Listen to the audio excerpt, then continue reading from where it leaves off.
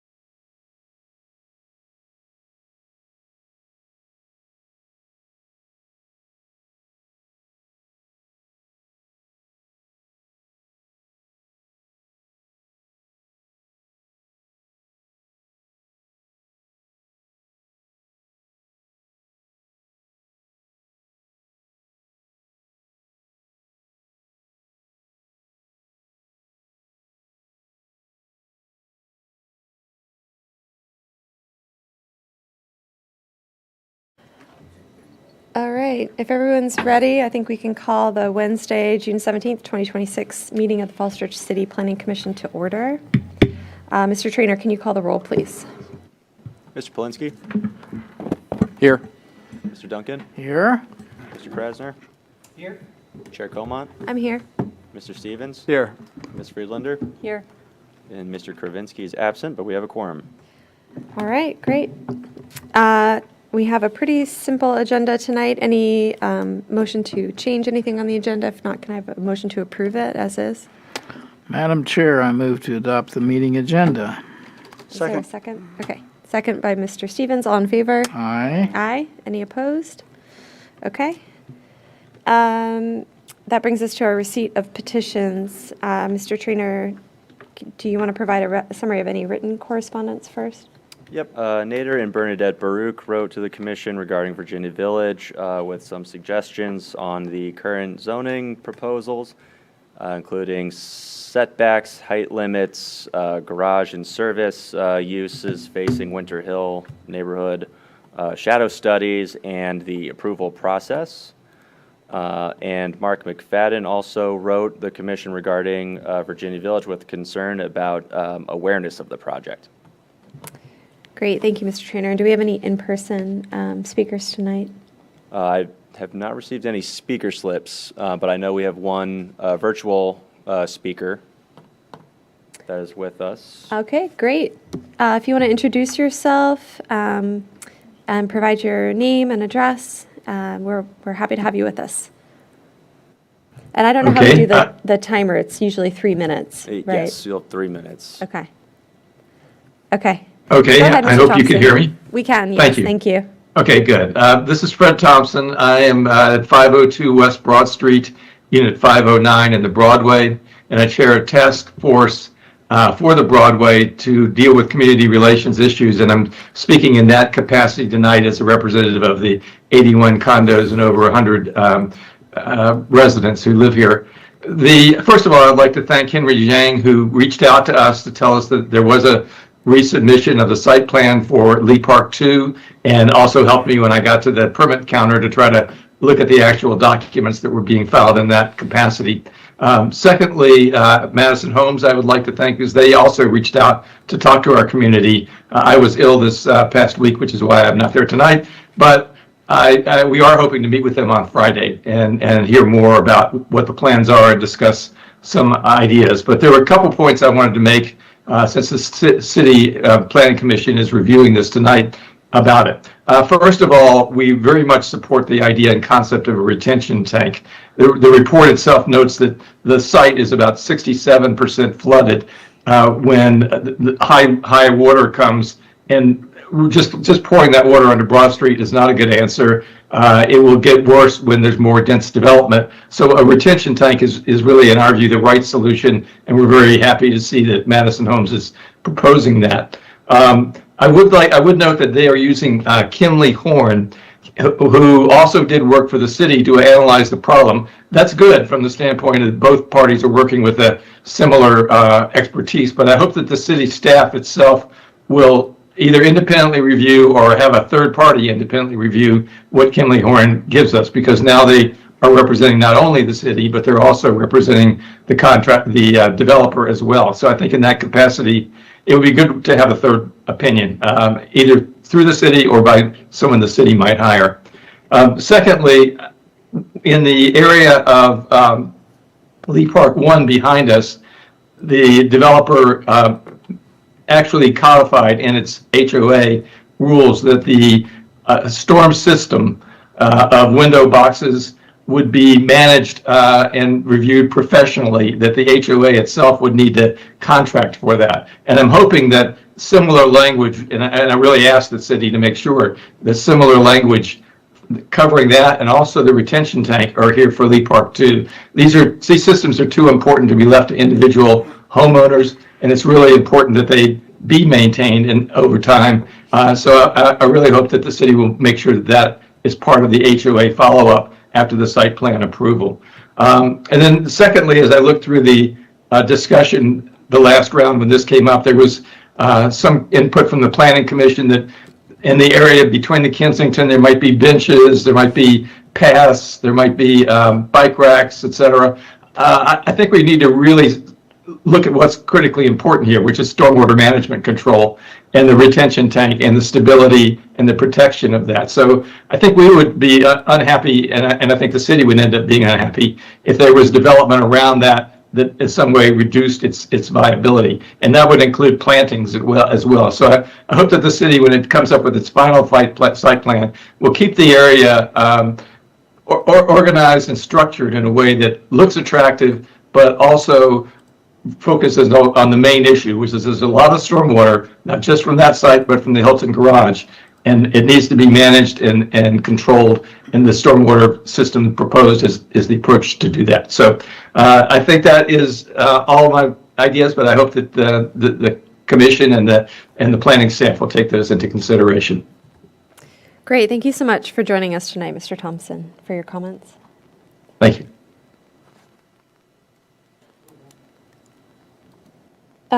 Okay, I think that brings us to no other in-person petitions tonight, right? Correct, no Mr. more. Trader. Okay, so I think that brings us to our action items. 5A, the Quinn subdivision plats.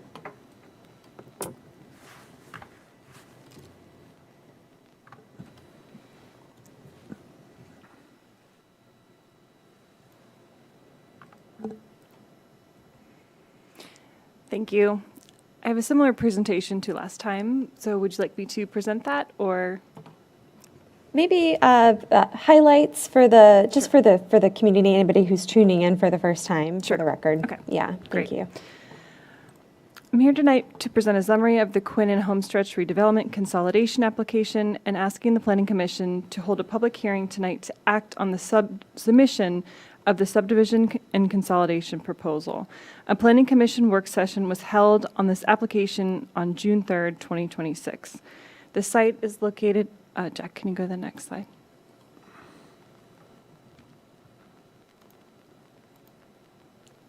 Thank you. This site is comprised of 3 parcels at 350 and 360 South Washington Street and 303 South Maple Avenue, and they're about a total of 1.86 acres and zoned B2. Jack, can you go to the next one? The previous SEs were approved in February of 2024 for a 10-story senior living facility, 115 feet high, with 233 human care units, medical office, retail, restaurant, and nonprofit use. The subsequent site plan and subdivision were approved by the Planning Commission on March 19th, 2025. Next slide. Following the March 2025 Planning Commission approvals, Fairfax County engaged the city in extended discussions over the sanitary sewer capacity, which concluded in January 2026. Due to the length of these parallel efforts, the Quinn site plan and subdivision approvals expired. To reconcile this delay, the site plan approval was extended by the planning director and the DPW director in April 2026. However, the approval of the consolidation of the 3 parcels expired in August of 2025, and therefore it required an additional planning commission approval. Staff responded to the planning commission comments from the previous work session on June 3rd, 2026, including comments on sewer capacity, pipe sizing, potential address of the new building, and the expiration date of the subdivision approvals. Next slide. Staff recommends that the Planning Commission approve the subdivision application to consolidate the 3 parcels into 1 parcel. Thank you. Thank you so much, Ms. Arsenault. Okay, so we approved this a year ago, and then it expired, and we saw it in work session last week. Is there any additional discussion, questions? If not, is there a motion to approve the subdivision? Did you draft a motion? Yes, there's a draft motion on the cover of the staff report.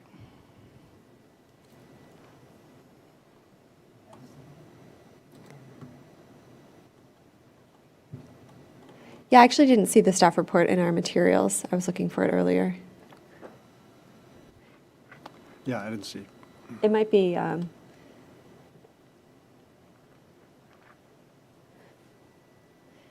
pass it to somebody who'd like to read it. Okay, great. Thank you. Who would like to make the motion? I'll make the motion. Okay, great. I've never made a motion before. Really? There you go. The first time. I'd like to propose a motion that we approve the staff recommendation. Do I have to read the motion? Sorry. Yep, you have to read it.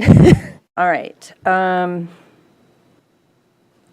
recommending I move to vote on the title of the subdivision application, Munis number 2023-0129 by Quinn and Homestretch Redevelopment LLC applicant to consolidate 3 existing parcels located at 350 and 360 South Washington Street, RPC number 52-306-026 and number 52-306-027, and 303 South Maple Avenue, RPC number 52-306-028 of the Falls Church Real Property Records zoned mixed use. The proposed motion for subdivision application, whereas the Planning Commission finds that the approval of the subdivision applicant meets all applicable requirements of Chapter 38 subdivision regulations, and whereas the proposed subdivision application is to consolidate the existing 3 parcels, and the final subdivision plat must be signed off by the Chair of Planning Commission prior to recordation. And now, therefore, I move that the Planning Commission approve subdivision application Munis number 2023-0129 to consolidate the existing 3 parcels into 1 parcel contingent on administrative staff review requiring owner's signatures on the final subdivision plat. Thank you so much. Is there a second? The A motion. second for Mr. Duncan. I think we need a roll call vote, Mr. Trainer. Mr. Polinsky? Yes. Mr. Duncan? Yes. Mr. Krasner? Yes. Mr. Stevens, Yes. Ms. Friedlander, Yes. Chair Como. Yes. Thank you. Motion passes. Great. Thank you so much. Before we pull that off the screen, can you go back to the picture of the building itself? It's not too much trouble. There you go, that's fine. As finished, is it 10 stories or 11? 10. 10 stories, okay. And does anybody in the room have any idea when we proceed with groundbreaking and festivities?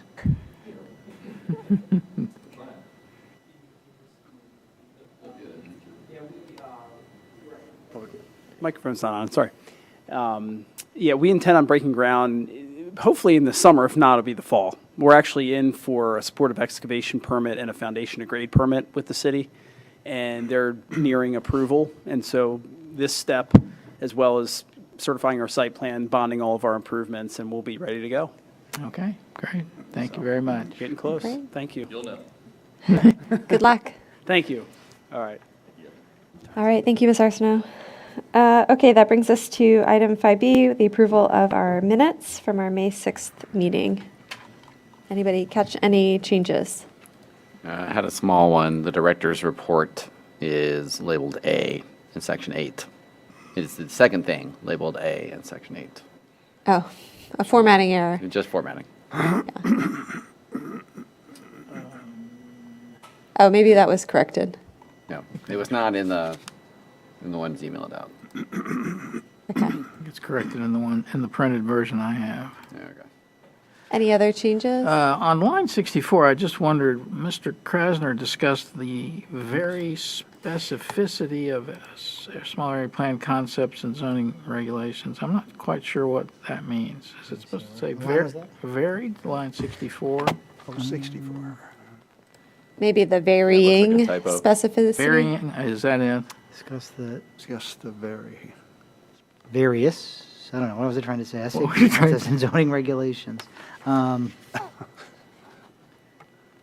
I think what I said was, I think what I was trying to get across at this was the process, right, of like how we were, I don't remember if this was this meeting or the other meeting, where we were, talking about the sort of the order of things between the, comp plan, small area plan, zoning, overlay. So maybe it was what they were trying to summarize. Just, I don't know. I mean, I You could could just you- delete vary. yeah, you could just say the SAP, the concept or, of comprehensive plans, small area plans, zoning regulations. It's fine. Yeah, if you drop the word vary, it's just, I think that verb isn't right, but, All right, great. Okay. Any other edits? Those changes, I moved adoption of the meeting minutes for May 6, 2024. Is there s- 2026. Thank you to I'll the second time that. machine. Thank you, Mr. Stevens. All in favor? Aye. Aye. Aye. Any opposed? One abstention. One abstention. Okay, from Ms. Friedlander. Great, thank you as always for the minutes, Mr. Trainer.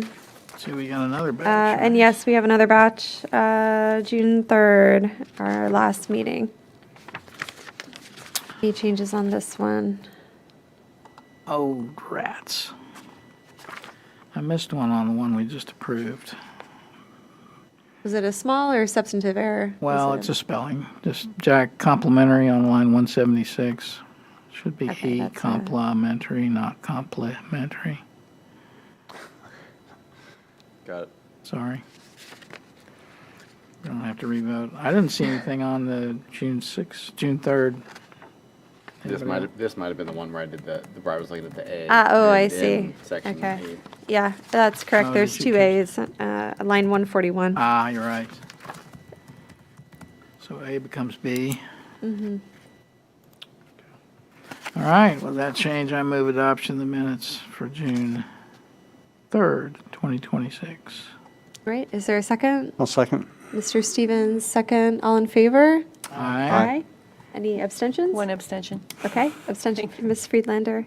Compliments to Mr. Trainer again for a fine rendering of our wide-ranging discussion at both of those meetings. my favorite phrase. Further general discussion followed. Further general discussion followed. Yeah, I You like should, that you too. should write a book someday and title it Further General Discussion. Not to beat up Mr. Trainer, I mean, the state says you have to have minutes. It does not say how specific they need to be. They can be very general. You just have to have them, and when we vote to approve it, they got to put it on the website, but that's it. So, I like that they capture I like that and AI is helpful, I hope, in examining these We've had recordings. some discussions about how to use AI, and It has to be reviewed, but yeah, I mean, Yeah. but there's some techniques that some of my colleagues use about, feeding transcriptions, but then you kind of have to go back and specify who was talking because it obviously can't pick up who Yeah. it was. So I haven't played around with that to see if it actually saves time or not after you review everything, if it's just faster to just plow through, but right. when I have Then more you- time, I'll have to watch on- experiment a little more. Yeah. All right, well, thank you either way, Mr. Trainer. My pleasure. I think that brings us to item 6A, the Lee Park 2 subdivision plats. Work session? Work session, yes, a work session item. Welcome, Mr. Zhang. Thank you. Thank you. Good evening, Madam Chair and members of the Planning Commission. For the record, my name is Henry Zhang with the planning team. This item in front of you is a subdivision application, which including a preliminary plat and the final plat. This is a consolidation of the 3 existing lots located at 701, 03, and 05 of Park Avenue. And then they're going to re-subdivide it into 15 fee simple lots and 1 common parcel, and to develop 15 townhomes. This site is in T1 transitional zoning district, has 0.7 acres of land. The Planning Commission previously reviewed the first submission back in January this year. Staff analysis provided in this report, starting from lines 102 all the way to 176. And there's no changes to the subdivision layout, but the submission 2.0 does include some new easement delineated on the plat. This is a work session. Basically, it's intended to inform the Planning Commission the submission 2.0, and then at the same time to provide an opportunity for the Commission to review and comments on the submission and the subdivision application in advance of the public hearing, tentatively scheduled on July 1st. With that, that's pretty much the staff presentation. Thank you. I'm available to answer questions. All right, great. Thank you, Mr. Zhang. Do we have a map of the area? That might be. We do. Jack, would you please put on the subdivision application, please? Yeah, both of them. Yeah. Yeah, the plat. Go to the second sheet, please. Yeah. It's the same layout back in January. The Planning Commission did not provide any comments on this layout, but it did provide 3 recommendations on the site plan, which has been provided to the applicant. If you look at the attachment, I believe it's the last attachment, we have like 3 recommendations from the Planning Commission. You have the last page of that. Yeah. Attachment 3, isn't it? Yeah. Oh, there. Staff believe the applicant's response basically addressed those recommendations.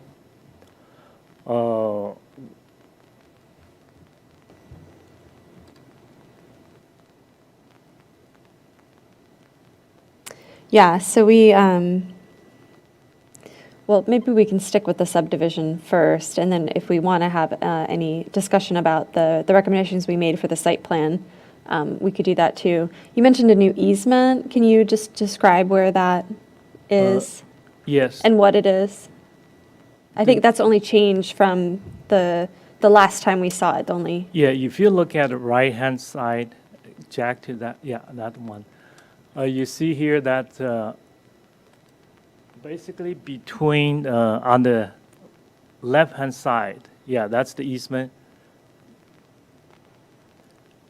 That's the storm drainage easement. Remember, this side has a overland relieving pass, basically will collect the water down this L shape, basically from the garage of the hotel and the, would you please get down to the whole picture? Yes, all the way to the Kensington property line. And then they're going to turn to the North Lee Street. Basically, that's the whole path. Okay. Yeah. I think within this easement, the applicant proposed a huge retention facility. I think the number is like this.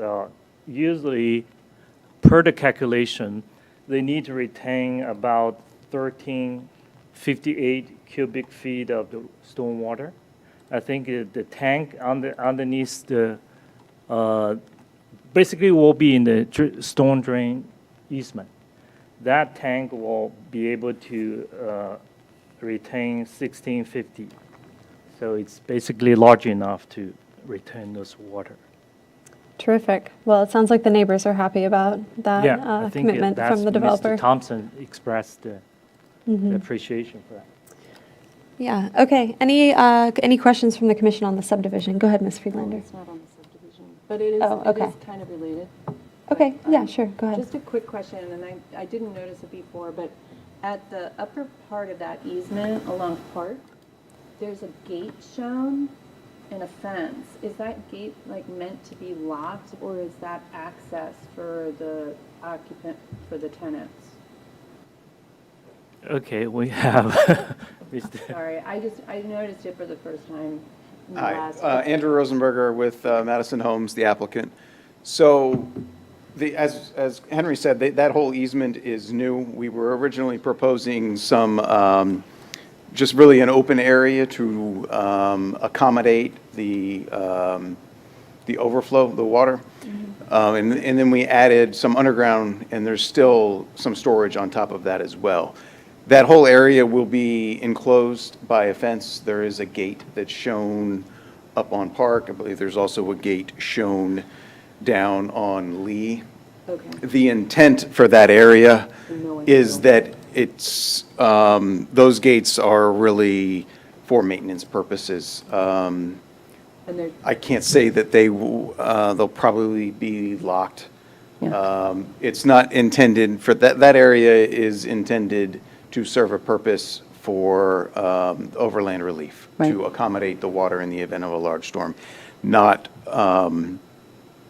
recreation, for example. that's what I wanted to make Yeah. sure. I know that there's a sign posted on the one in Long Park that says flood-prone area. Yes. So I just wanted to make sure, like, And if we're that's a looking at secure, similar signage there as well. cool. Thank you. Yep, and that also goes back to what Mr. Thompson had said as well. Yeah, thank you. Appreciate that. Great, thank you, Ms. Friedlander. Any other questions?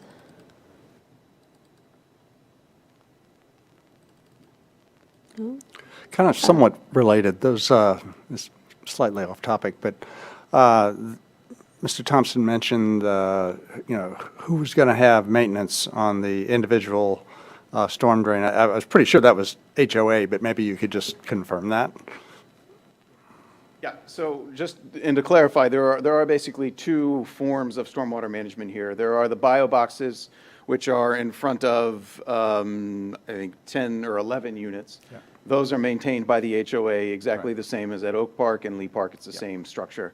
Call it the L-shaped stormwater management on the west and on the south side will also be maintained, owned and maintained by the HOA, not by the individual owners and not by the city, but by the HOA. Right. Thanks. Mr. Duncan? And Ms. Thompson also mentioned a third party, and your professional and political judgment, is it necessary, do you think, to have a third party take a look at whatever you're proposing to do as far as underground capture? I think that would be, So we used Kimley Horn for this modeling because they did the modeling for the entire Co-Branch area, which is, I think, 80 acres. So they have an incredibly sophisticated model that they were hired by the city to create. We were able to capitalize on that model and add some additional information, specific information on what we're proposing on our site, some specific grades, modeling, for example, taking out the development area on top of the wall where the units are. And so there was really no other way that we could evaluate that other than turning to Kimley Horn. We are in discussions with staff, city staff, who are reviewing that, certainly have access to the model. If the city were to pursue a third party, I suppose that would be at the prerogative of the city. I can't opine whether or not that would be appropriate or inappropriate. I know that the model is very, I don't want to say, it's available, it's not proprietary, but it is very specific and sophisticated. And it's also obviously just for this area. Mr. Zhang, you want to comment? Yes, thank you. Yeah, I think we put together a summary, basically extract from the submission. That's the whole modeling system. Basically, this is by right development, and then the criteria will be before, pre and post had to be the same. That means you are not generating more stormwater after the development. And then this model basically gave us that assurance. Basically, for all those impacted areas, I think if you look at the change in the water surface elevation, most of them will be reduced. And then the entire site, I believe it's a reduction about 13%. So we believe the criteria has been met by Terrific. all the submittal. And that's based on an independent staff analysis of the Yes, data that the I think applicant that's showed? generally the staff's consensus. Yes. Okay, thank you. Any other questions? So I can't remember if our recommendation or if the initial site plan had trees in the area where the stormwater tank detention facility is now going. I'm assuming there will be no trees in that part of the site. Yes, Jack, would you please pull out the site plan sheet? We can go to the landscape plan. Well, I need to make it clear that this is additional information staff this would like is to additional. share with the planning commission. Thank you. It's got nothing to do With with the subdivision. the subdivision plat in front of you. Correct. Because Yeah, there's sorry. no changes of the layout. Yes. Thank you. Let's go to the one more. Yeah.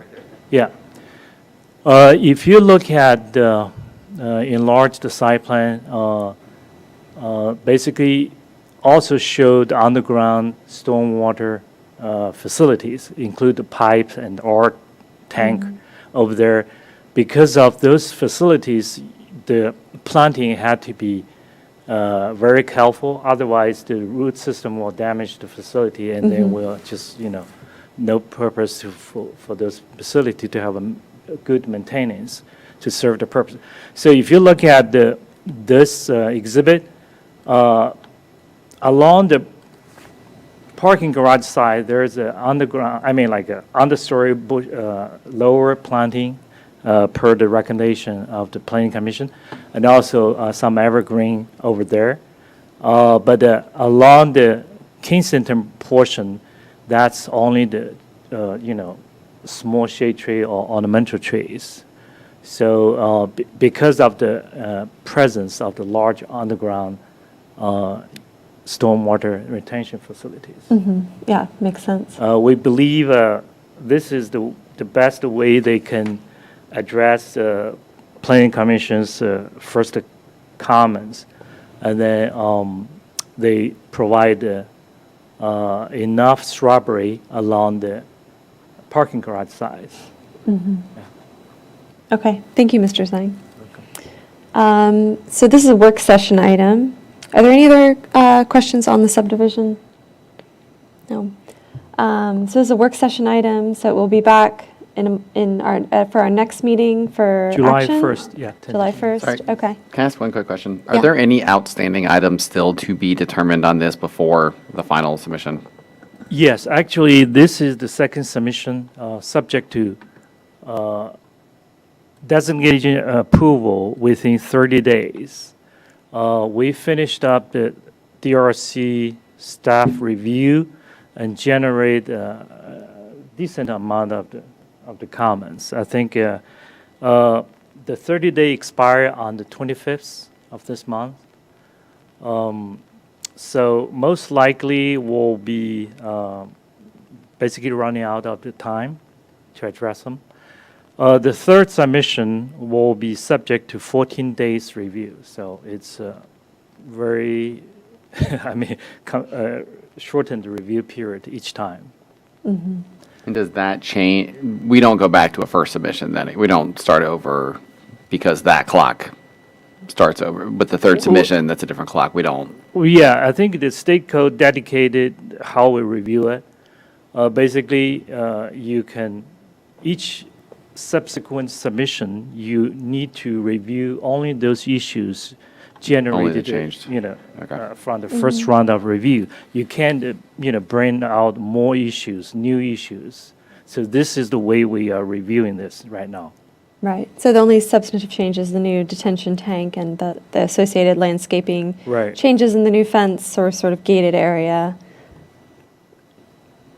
Okay, thanks. All right, okay. Make one more comment. Yeah, please.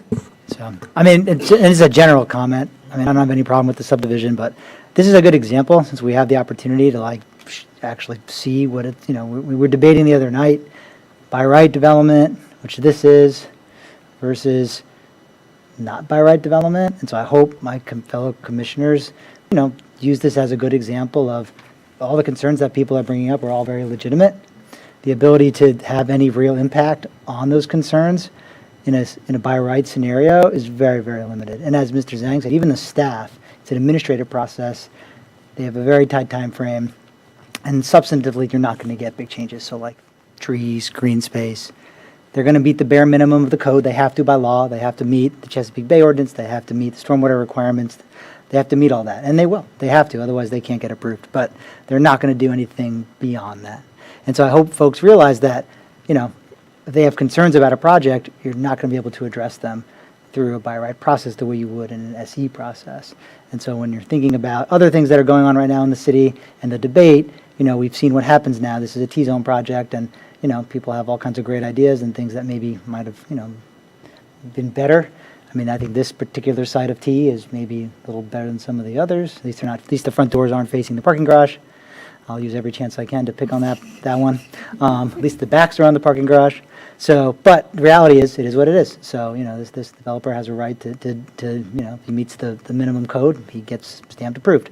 That's just the way it works. We all know that intuitively, but it's good to see it in person and in practice and realize that, as a courtesy, staff can show us this, and it's nice that they do that, but we have zero input. And even before, when the site plan came to us as a work session, we have zero actual authority and control. So just keep that in mind and think about, how that works for you and how you think it might work on other parts of the city that we, have other priorities for. So just a comment, but the subdivision is, meeting the requirements for a subdivision for these townhouse units. So I think we're limited to that as far as action tonight, or when we take action. And yeah, I don't think there's much change that's needed there.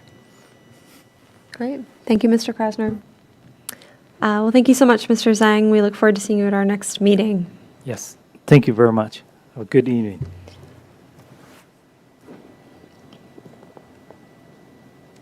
All right, so that brings us to our second work session item, updates for the Chesapeake Bay regulation, for Chesapeake Bay regulation compliance.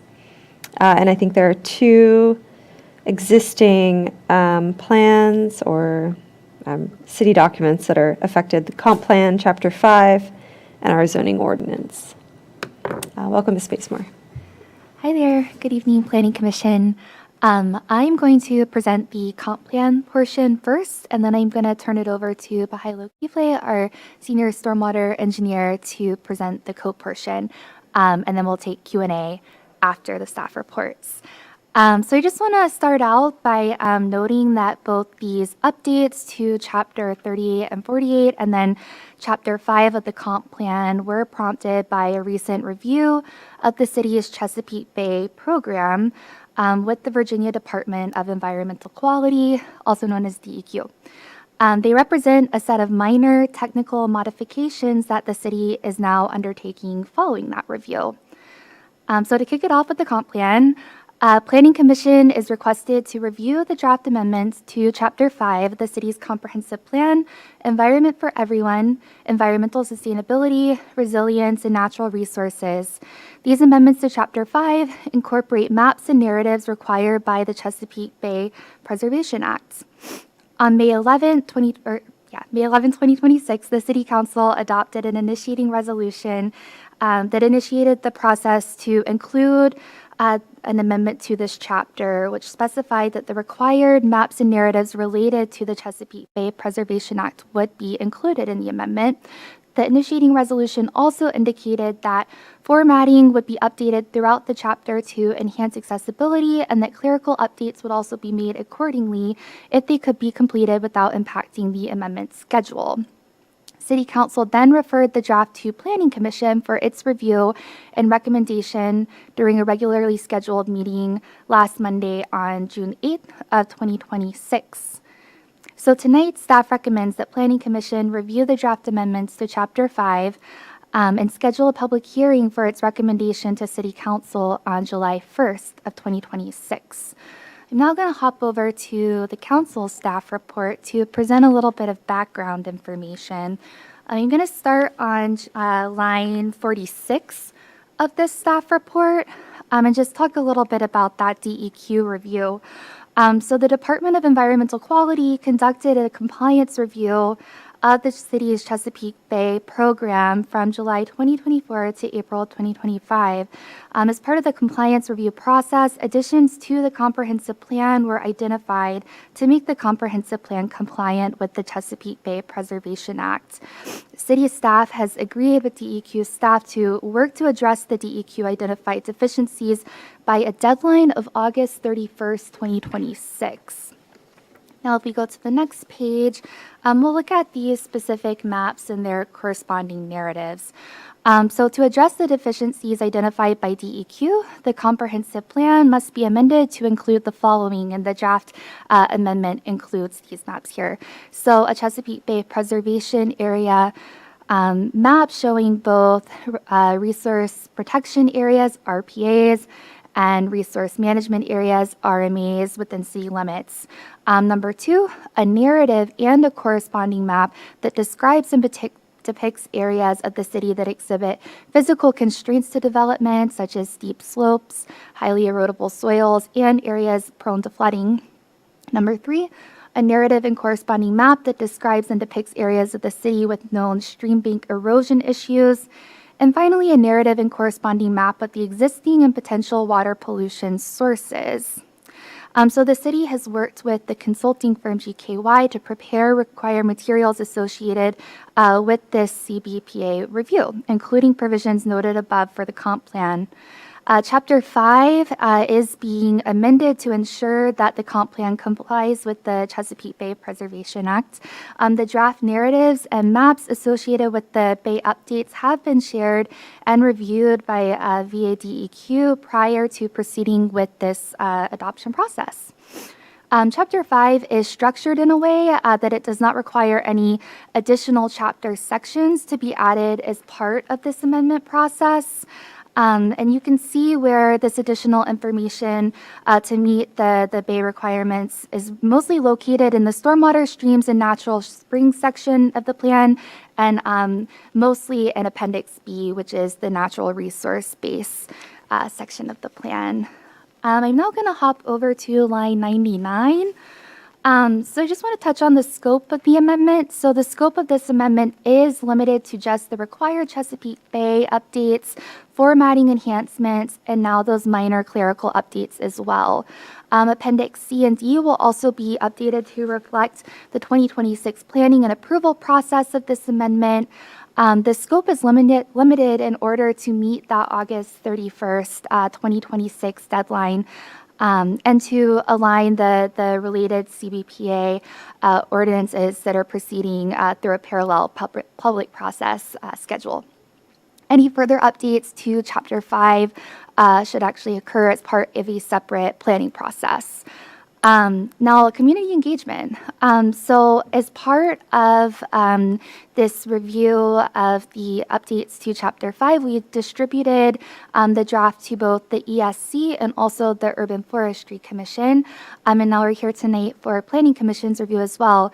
But we've also created a web page for this amendment process so folks can keep up with the project schedule and also review the draft. It's linked here in the staff report.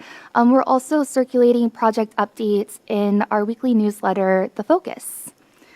Now I'm going to hop over to the very last page where we have our timing section. So we went to an initiating resolution work session with City Council back in May, on May 4th. And then we were recently with City Council to review the draft of the update to Chapter 5 on June 1st. And then they, the following week, recommended or referred out this draft to Planning Commission on June 8th. Tonight, we're here with the Planning Commission on June 17th, and we will be back for your recommendation to Council on July 1st. Right now, we have a tentative public hearing and final consideration meeting for Council slated on July 13th of 2026. So now I'm going to hand over the mic to Bahailu for his portion of the presentation. Thank you all. Great, thank you so much. Welcome. Thank you, Emily. Good evening, Planning Commission's member. My name is Bahailu with Department of Public Works. So I will start with the staff reports we prepared for the Planning Commission. Tonight, Planning Commission is requested to review the draft amendment to Chapter 38, subdivision in Chapter 48, zoning of the City Code. This relatively minor technical amendments are intended to address the three mandated code amendments identified under Ordinance Consistency Review during the Department of Environmental Quality Audit of the Chesapeake Bay Act program. On May 11, 2026, the City Council adopted Resolution 2026, 14, and 15, initiated the amendment of the chapters, which specified that the required code amendments related to the Chesapeake Bay would be included in the amendment. City Council referred the draft to Planning Commission for its review and recommendation during a regular scheduled meeting on June 8, 2026. Tonight, staff recommends Planning Commission review the draft amendment to Chapter 38, subdivision requirements for plat, Section 38, 34, general regulations, and 48 zoning site plan, Section 48-1134, when required of the City Code, and schedule a public hearing for its recommendation to City Council for July 1, 2026. I will go to the staff report we prepare for the City Council work session. Just to give some background context.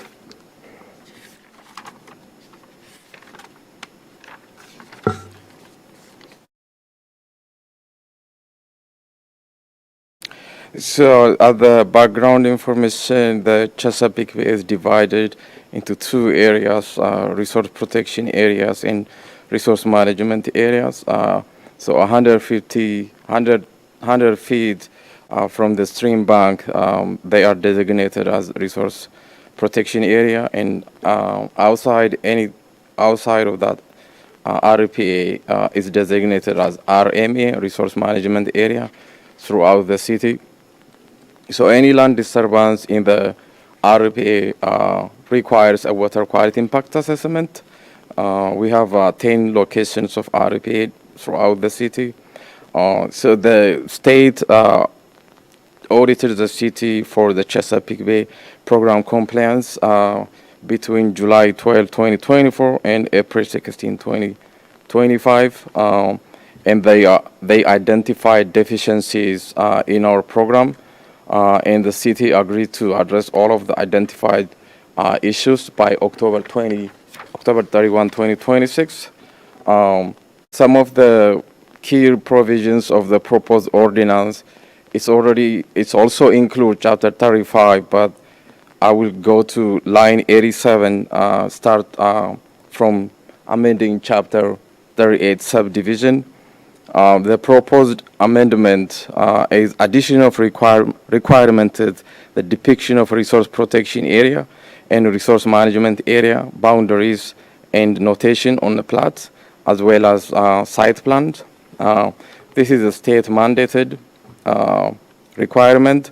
So this requirement ensures the RPA and RMA boundaries are clearly identified during the plat preparation process and providing clarity to property owners, contractors, and reviewers regarding environmental constraints on the site. It also prevents unintentional encroachment into the regulated area and establish a legal enforceable records that run with the property, including the requirement to maintain the buffer in undisturbed and vegetated condition. I will go to line 102, amendment to Chapter 48, zoning.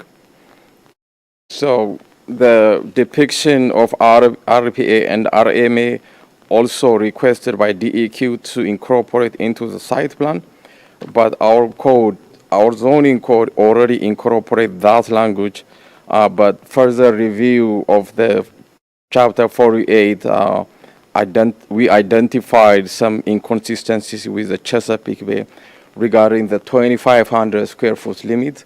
The existing language says exceeding 2,500 square foot, so we are proposing to replace that with equal or greater, just to be consistent with Chapter 35 and the state code.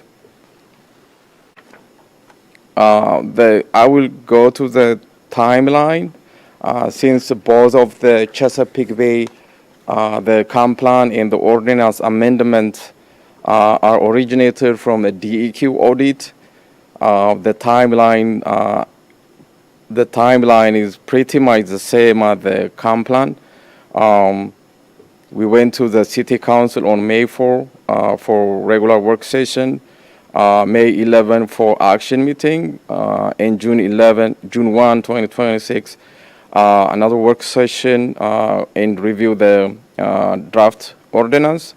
And today, June 8, first reading, code update, Chapter 30, referral to the Planning Commission. And June 17, excuse me, I will take that back, I apologize. June 8, first reading to the City Council and referral to the Planning Commission. Today, June 17, 2026, Planning Commission work session only for Chapter 38 and 48. And we will be back July 1st, Planning Commission public hearing, recommendation to Council.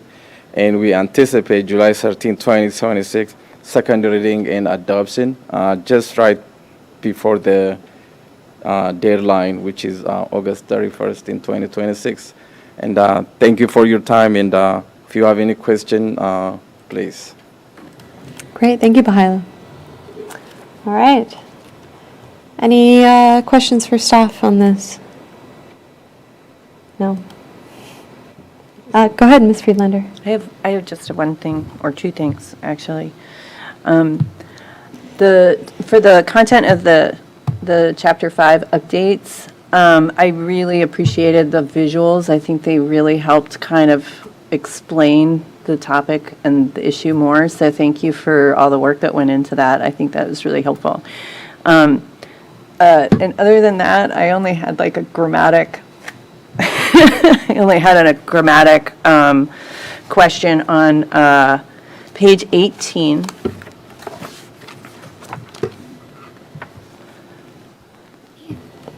Which Oh, document, sorry? of Is it the other- the chapter 5. Chapter 5 staff report? Yeah, or no, the actual, Okay. the actual, Yeah, the draft, the third Draft. attachment there. yeah, that one.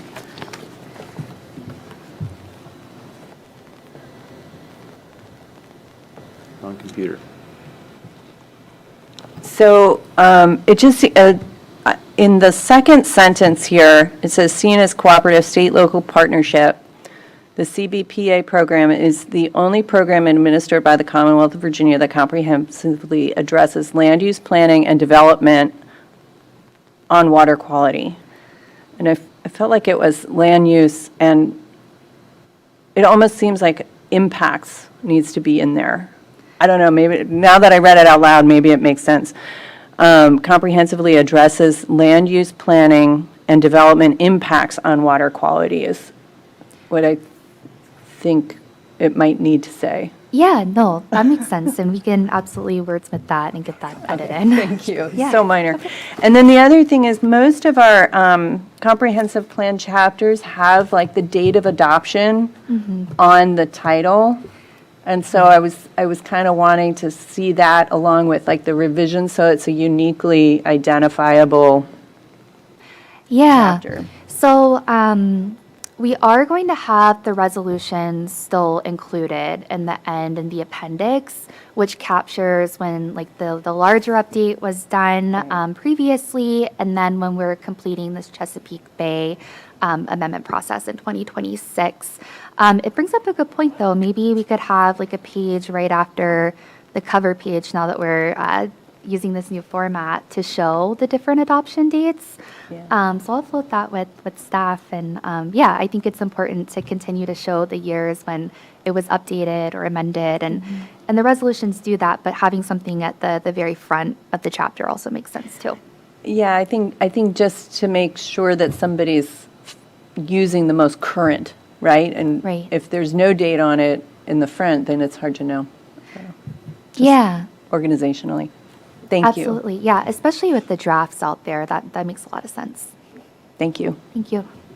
Great, Mr. Stevens. Also, in the same arena as typo on the previous page, on 17 of that. In the section that you've changed there in red, about 6 lines from the bottom of that, it says the MS4 general, I think it's missing permit after general. Gotcha. Oh, yep. I see. That's We can it. get that added in. Thank you. Not very profound, but that's it. I appreciate all the edits. They're here. Yeah, great. Go ahead, Mr. Krasner. Just a couple questions.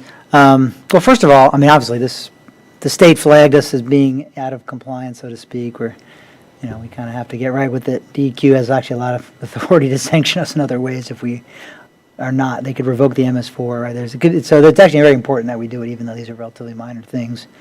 But I just had like a bigger picture question. I'm just curious, like, how often are we getting applications that are asking for disturbance in the RPA? Like, maybe it's for Behelou, I don't know. Like, how often are you seeing, I mean, I know the Ches Bay affects everything over 2,500 square feet, but like, I'm specifically, curious because, how often we're getting requests to actually, for waivers or.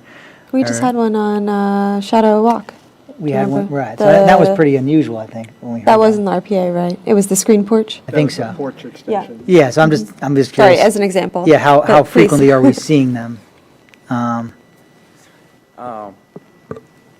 So our code, so the any land disturbance in the RPA within the first 50 foot, it has to come to the planning commission. Yeah. But anything outside of that 100 foot C ward, it's administratively approved by DPW director after Right. the engineer's review for compliance. So most of the RPA development came, I would say per year, probably 4 or 5. Yeah. So far, we have seen I believe 3 of them, but most of the RPA proposed work is outside of that first 50 foot. The 50-foot seaward, right, which is Yeah. the more critical, Exactly. right, out of the 100. And there's a good graphic in here that Yeah. that shows that. Yeah. Yeah, typically within the 50-foot, I mean, it's almost like we should almost never be granting exceptions in there. Sometimes it happens, you have to, but, so out of the ones in the outer part of the RPA, still within the RPA, but in that outer 50-foot, so you said you get like 4 to 5 a year? Yes, I would Yeah. say for. Do we typically approve them all? I mean, are there, these for like accessory structures like sheds and things, or are people building additions in the RPA? I mean, Yeah, the last one we received is to put a shed in the, it's also in the floodplain. Yeah. They fill out their basement and they want to have some accessory Yeah. structure for storage. And the last one we approved for a shade in the floodplain. Our floodplain, floodplain manager, they also reviewed, but the last one is for a shade in the RPA, also in the floodplain. Yeah, so just a handful, and we're, Yeah. right. And yeah, I mean, for things like accessory structures, those are a little easier to digest. I hope if we're getting requests for, for some, for building additions and stuff, I know we have, it's a separate part of the code. I mean, it's part of the same, the whole Chesapeake Bay part of our ordinance lives in the zoning ordinance, right? Like, there's not a separate part of city code. Is it all? It is in chapter 35. Right. So we used to have it in 48, which is zoning. Yeah, But when we have the dedicated stormwater regulation back in 2014, we took out it from the 48 and we have a dedicated chapter 35. right, 'cause I know the state, I think the state prefers that. I think that's. Yeah, that right. is based on the state's Yeah, new stormwater regulation. but no changes are needed to that. The state didn't flag any problems there. So the other one, they only review the Chesapeake Bay, but they also recommend, if you go back to the chapter 35, they want us to put the procedure for plan of development review process, but we already have that review process in chapter 38, 3512 and 3512 for Chesapeake Bay RPA, and 35 for the entire Chesapeake Bay, which is outside of Yeah. the RPA. So the exception, like the criteria to get an RPA exception, does that live in 35? Yes. Yeah, okay. Yeah, exception, exemption, and both of them in chapter 35. Okay, but the state had no problems with that, it's just, it was just our comp plan, which is interesting, and, but it's important. And then some of these other items, which, I saw there was one where we were saying exceeding 2,500, but it's actually at or above, right? Yes. Yeah. Yeah. It's a small In chapter difference, but, 35, it said equal or greater. yeah. In zoning, We it said said- exceeding, but it's true, that's why a lot of people will try to do 2,499. because Exactly. 2,500 is the magic tipping point. If you're 2,499, you're below. So yeah, no, it's good that the state does that. I think they do periodically audit everybody. I mean, that's part of what the EQ does. But so yeah, I mean, obviously, so I have no issues with the changes. They're pretty minor, but it's important that we get right with the state so that we can, maintain. I think again, the MS4 permit is in jeopardy if you don't do that, and other sanctions. So. But, okay, yeah, I was just curious, because I know, we don't have a lot of RPA compared to larger jurisdictions, but we do have some, and, because we're so developed, and we're developed prior to the adoption of the Chesapeake Bay Ordinance largely, but I know we've had a lot of tear down in those. No greenfield, huh? Yeah. But, it is a state, right, anywhere in Chesapeake Bay watershed in the Commonwealth has to deal with this in some form or another, so. But, okay, no, but I think, again, it's reasonable changes that are required, and we definitely want to meet their deadline. Keep the EQ happy. That's the goal. Thank you. Any other questions, comments? No? Okay. Well, thank you both. Very thorough job on these updates, and as Mr. Krasner said, they're quite important, so thank you for your hard work and the presentation tonight. So we'll see you at our next meeting. Yep, next meeting on July 1st. Okay, terrific. All right. Thank you all. Look forward to it. Thank you so much. Okay, that brings us to our information items, and we're running quite a bit ahead of schedule. up for Monday. Making up for Monday, yeah, it was a late night. Any commissioner reports? Anybody want to talk about the Monday meeting or other items? Mr. Duncan? Yeah. Before we go down that rabbit hole, there was one thought that came to my mind, and maybe others have thought about this, but I was on the TV the other night and happened to hit channel. Saw our able chair giving the annual report of the Planning Commission, which must have been about 6 months ago, I guess. It was in March, Ish. I think. It Yeah, was spring. it was in March. At any rate, Yeah. she and the mayor had a discussion about, what we might be doing this year, and one of the items that was discussed was a look back or look at how some of the reforms that we've made, such as ADUs and T-zones, and I suppose Virginia Village might fall into that category too, over the past year, how they worked out and what we've learned, pluses and minuses. I think, A, that's a good idea, and B, it's the kind of thing that, gets put off until the last minute.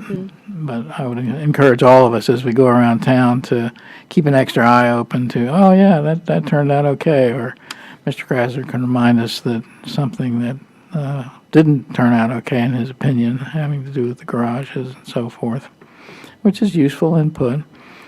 I was struck by tonight's discussion about Lee Park and the retaining water retention tank and Mr. Thompson. I mean, everybody who's been involved in affairs of the city for the last decade at least knows how diligent he is about advocating for the interests, particularly of his community. But it's interesting to me that everyone somehow seemed to have gotten on the same page in this particular, and this was, has been reminded of by right use in the T-zone area. And I'm interested in how the staff is finding ways in some cases to work around, work through, take into account the new deadlines and the new expectations that are handed down to us from the state. So I would just, put a marker down to say before we get too deep into the fall, we should try to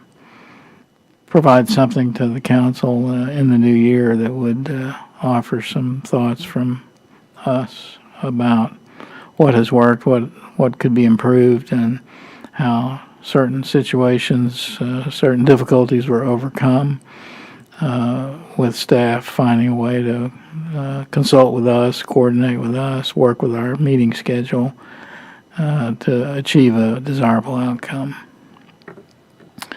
And now you can talk about Virginia Village if you want.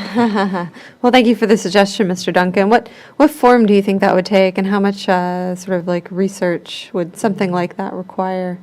I can't remember. I'm trying to think back on that discussion. I think Mayor Hardy was maybe thinking more generally about, like, are we producing what we thought we might produce, after some of these changes? ADUs and. ADUs, no. T-zone changes, yes. Maybe we didn't.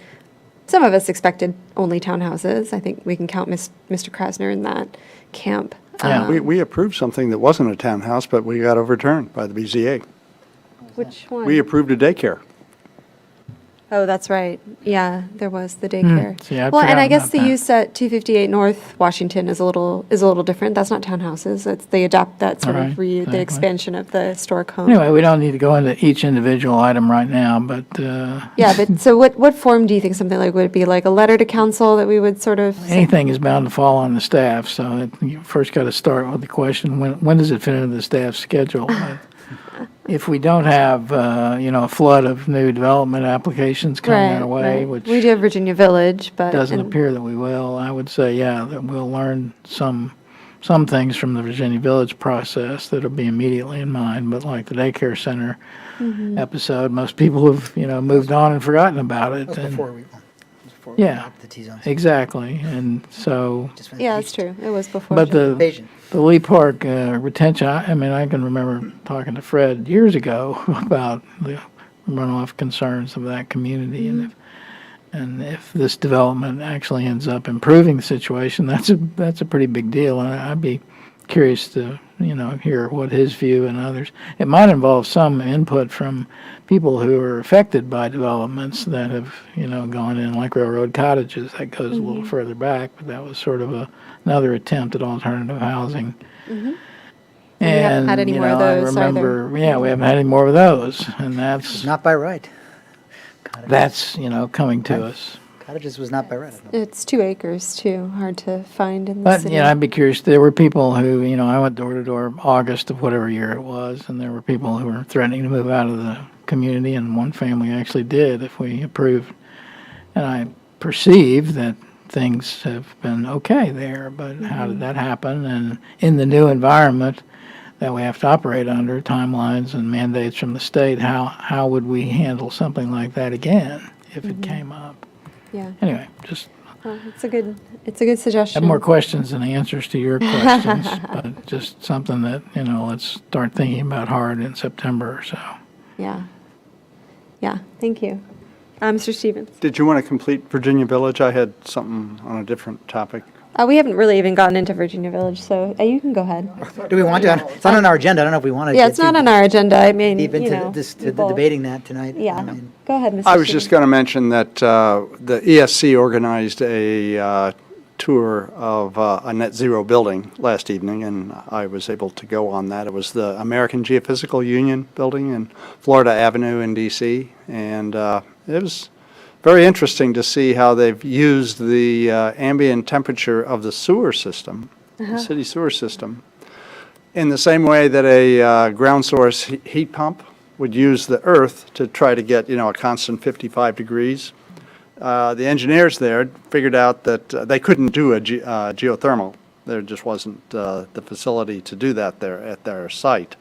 But they looked at the city of, DC's sewer system and said there's a constant temperature there, and we can use that to reduce the cost of heating and cooling. And so that's one of the reasons they're able to be a net zero building. So. That's fascinating. No odor issues, I assume? Oh, no, it didn't. Like- It didn't. Nothing. This is all heat exchange. So, Yeah, it's heat so exchange, it doesn't. so there's yeah, no air yeah. Nothing transfer. changes what's inside the pipes. That stays there. It's Interesting. just So many sources. you're grabbing the heat aspect of what is communicated through the pipe. So. Right. Interesting. Yeah. Very creative solution. That's it. Go ahead.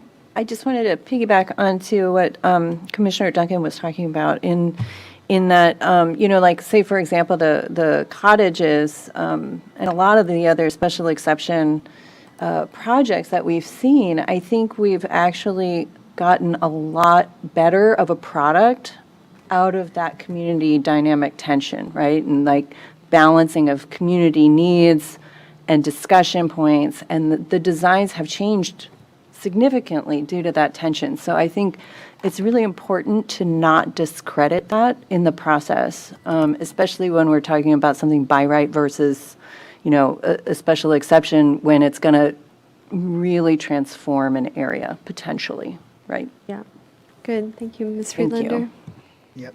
That's actually a great reminder. It was a special exception, and that site, I don't know what the acreage is there compared to Virginia Village, but it's probably smaller. So, again, I don't want to go down a long discussion about what we did on Monday, but, yeah, I agree. It's a good point to remind folks that things that have turned out well, a lot of times because it went through a public process, which made it better in the end than when you're kind of handed something by a developer and it's kind of like, here, you're going to take what I'm giving you because I'm following your rules.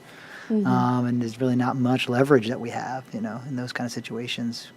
Sometimes we get lucky and something comes in and it's great, but, anyhow, well, like I said, I don't think we're going to go down that road, but we all know how I feel about it. I'm going to continue advocating for that. I've made no secret about it. I know it's coming up on our, maybe you better just tonight just remind folks what our upcoming agenda is for Virginia Village. I don't think we should talk about the specifics too much tonight, but I would just suggest maybe we just lay out, remainder of the summer because it's, a pretty ambitious schedule.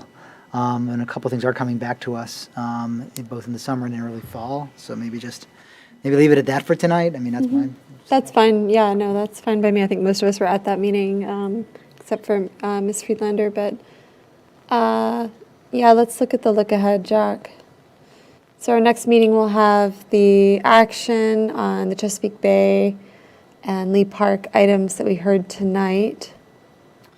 Yep, and not shown here is next week's council meeting, where first reading is scheduled for the Virginia Village items, including issuance of the RFP. And so following that date, then the comprehensive plan amendments and small area plan amendments would continue to travel together, with it coming back to the commission later in July, July 15th. And then the zoning ordinance amendments wouldn't be coming back to the commission for its public hearing until later in the year, probably closer to Q3. Now, there might be opportunities to have more work sessions in that time. Those haven't been scheduled yet. So we don't have a work session, we go straight to public hearing for Virginia Village after council's first reading, which is on the 29th of June. Is that right? Because our meeting's on July 1st. The 22nd is when the Council? public hearing is scheduled for council. Sorry, for first reading. 22nd. And then the planning commission, So would we have a work session then on July 1st for Virginia Village? What council refers to us from first reading? possibly. That's not scheduled right now because it would just be the small area plans and the adjustment of the planning So, opportunity okay. area boundary. I think that's what I'm confused about. So the zoning and the overlay and the RFP, those are being approved by council on the 29th?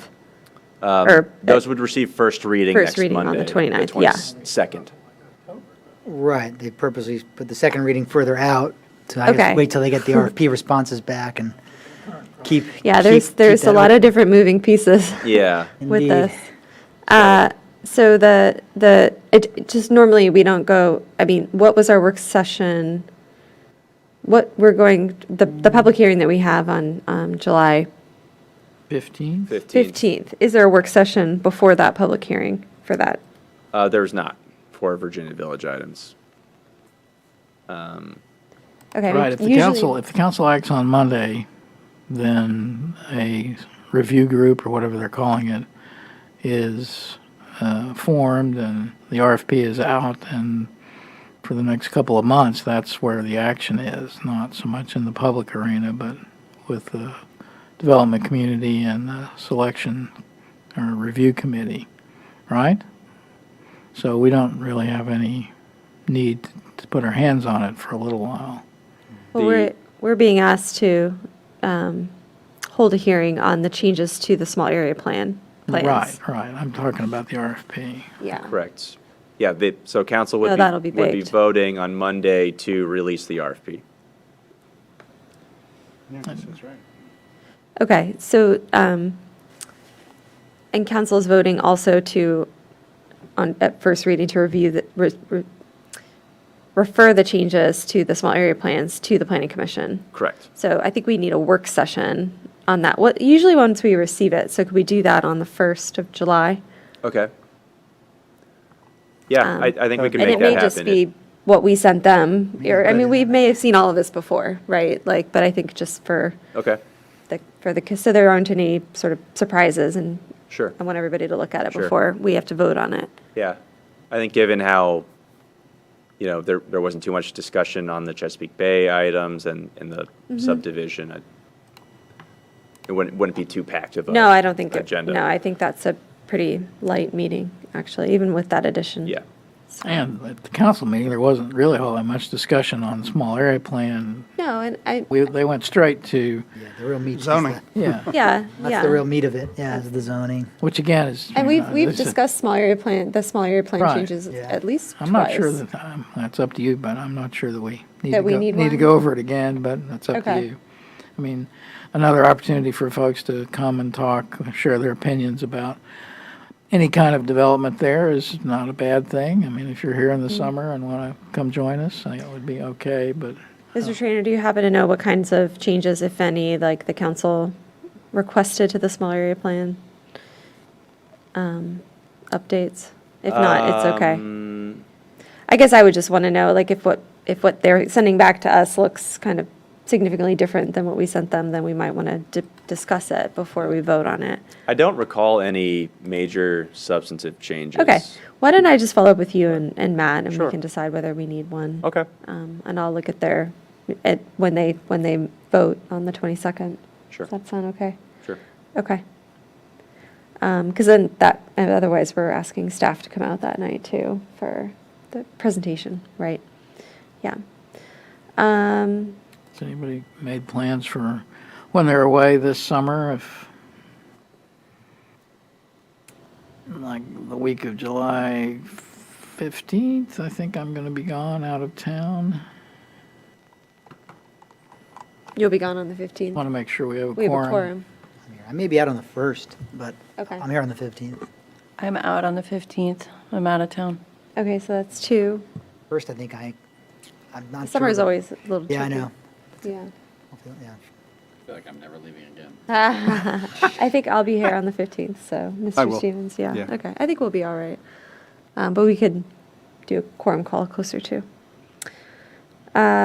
Okay, and then further along, so I think we talked about this greeting of Lincoln public information Yeah. meeting. Any more intel on that? I think it would be good to talk about that a little bit. So, Okay. So Public Works, for the benefit of the group, because I think, Chair, maybe just you and I had this discussion, but Public Works has a requirement to fulfill from VDOT regarding a public information meeting. So they were requesting the July 15th Planning Commission meeting as the venue to hold that. So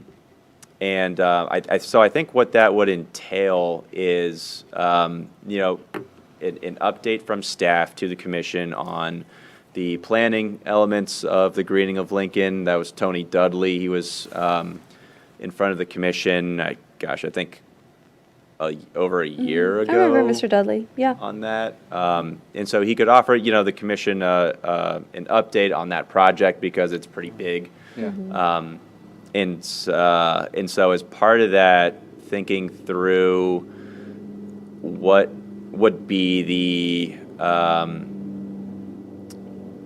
that kind of public information meeting element to it and how interactive Yeah. it would be. I think that's the concern is if it's meant to be a really kind of back and forth meeting with the general public, it might not be best suited for a planning commission meeting. But if it is, if the requirements allow for Tony to give an update, I mean, kind of like a public hearing where the public could, utilize their allotted 3 minutes to, give their comment and maybe ask questions and that staff could maybe address after all of the comment. If that meets the requirements that DPW are under to meet that public information meeting from VDOT, then I'm How would happy the to host commission it as long as it's sort of understood to be, an information update for the Yeah. planning commission with public comment and not a sort of back Discussion. and forth discussion with interested. They've started that. I mean, yeah. like Lincoln Park is kind of roped off and they've dug up the street. They've been doing work over there. So, right, that's, yeah. Yeah, it's underway. So yeah, I mean, I'm open to it as long as that's sort of the expectation Okay. and the need, and if that meets the requirements. I'd love to hear about Yeah. how that project's been going. It's a big project. Kind of call it a information update or, Right. So that's helpful to hear. So I can go back to DPW and let them know, kind of what the expectations would be. And if that fits what the expectation from VDOT is, then we can keep that on the schedule. Okay, sounds good. Thank you.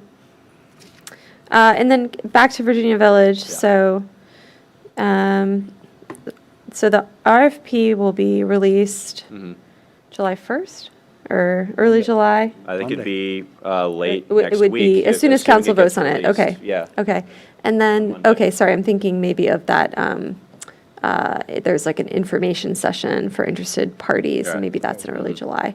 yeah.